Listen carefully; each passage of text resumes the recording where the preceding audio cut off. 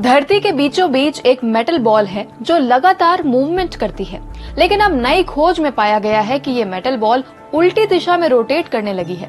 Metal ball, जिसे धरती का दिल कहा जाता है, क्या इसकी वजह से धरती के घूमने की दिशा और रफ्तार भी बदलेगी?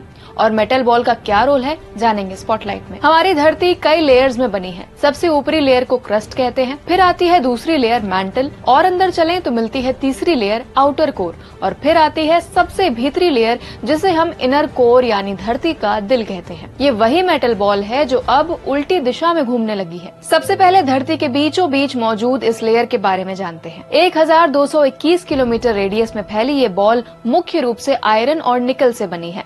5000 से 6000 डिग्री सेल्सियस के तापमान के साथ ये सूरज से भी ज्यादा गर्म है। धरती की सतह से करीब 5180 किलोमीटर अंदर मौजूद इस मेटल बॉल की खोज 1936 में साइंटिस्ट इंगे लीमन ने की थी। इसके रोटेशन और स्पीड पर दशकों से बहस जारी है, क्योंकि यहाँ जाकर स्टडी करना और ठोस सबूत पाना पॉसिबल नहीं है। पिछले साल एक रिसर्च में पाया गया था कि इनर कोर की रोटेशन स्पीड धीरे धीरे कम हो रही है।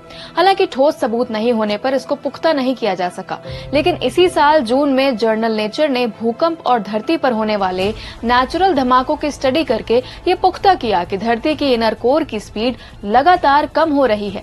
पहले इनर कोर की रोटेशन स्पीड धरती की रोटेशन स्पीड से तेज थी, फिर कुछ समय के लिए ये दोनों एक ही स्पीड पर रोटेट करने लगे, और फिर समय के साथ इसकी स्पीड इतनी कम हो गई कि ये लगभग रुक गई और अब उल्टी दिशा में रोटेट करने लगी। इस फिनोमेना को बैक ट्रैकिंग कहते हैं। सवाल आता है कि मेटल बॉल के रोटेशन की स्पीड लगातार बदलती क्यों रहती है? दरअसल धरती की मैग्नेटिक फील्ड इस मेटल बॉल के स्पिन के लिए जिम्मेदार है।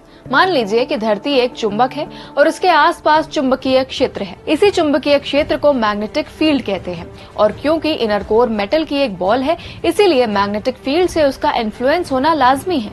ये मैग्नेटिक फील्ड धरती को इलेक्ट्रोमैग्नेटिक रेडिएशन से बचाने के लिए कवच जैसा काम करती है। यानी मेटल बॉल और धरती की मैग्नेटिक फील्ड एक दूसरे से इन्फ्लुएंस होते हैं, और इसीलिए मेटल बॉल के रोटेशन की स्पीड बदलती रहती है। जब धरती की इनर कोर का मूवमेंट स्लो हो जाता है तो गाढ़े दलदल जैसी आउटर कोर के मूवमेंट में तेजी आती है और धरती तेजी से घूमने लगती है। इस वजह से दिन छोटे होने लगते हैं, लेकिन इसमें सिर्फ कुछ मिनट का ही बदलाव आता है, इसीलिए हमारे नोटिस में नहीं आता। लेकिन सोचने वाली बात है कि धरती की कोर उल्टी दिशा में क्यों घूमने लगी? साइंटिस्ट्स के पास इसका कोई स्पेसिफिक जवाब नहीं है।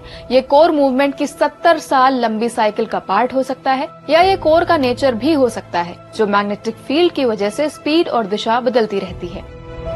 रिसर्च में ये भी पाया गया कि धरती की इनर कोर का मूवमेंट और धरती का मूवमेंट एक दूसरे पर डिपेंडेंट नहीं है, क्योंकि धरती का आउटर कोर एक बैरियर की तरह काम करता है। आज स्पॉटलाइट में